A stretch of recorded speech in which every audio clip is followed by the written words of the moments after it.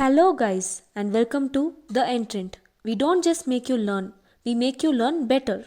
Let us start our video.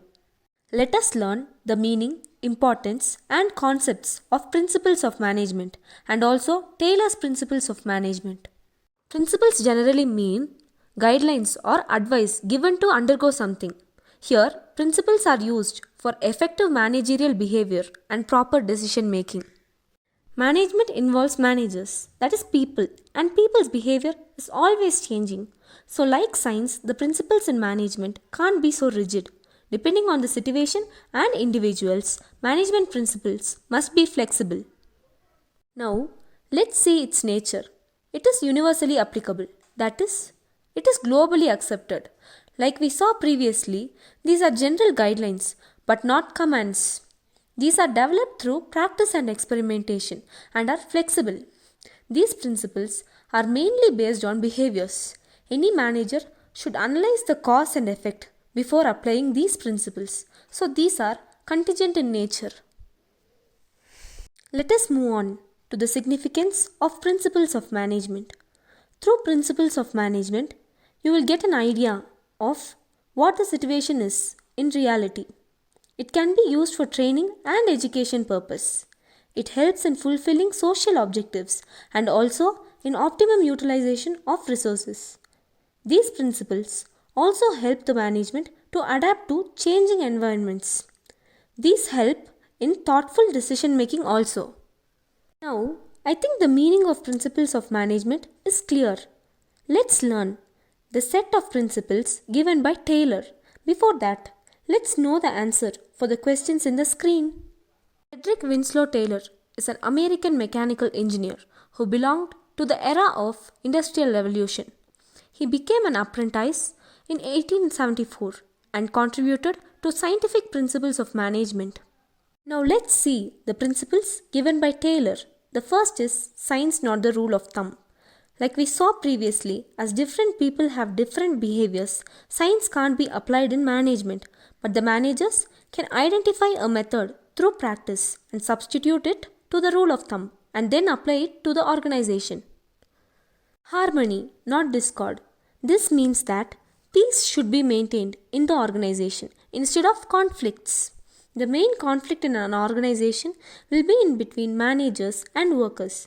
This should be avoided and both of them should understand each other's importance.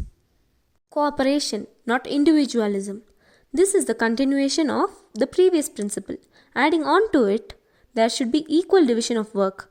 That is, managers must work as hard as workers and vice versa. There must be cooperation in between them instead of competition. Development of each and every person to his or her greatest efficiency.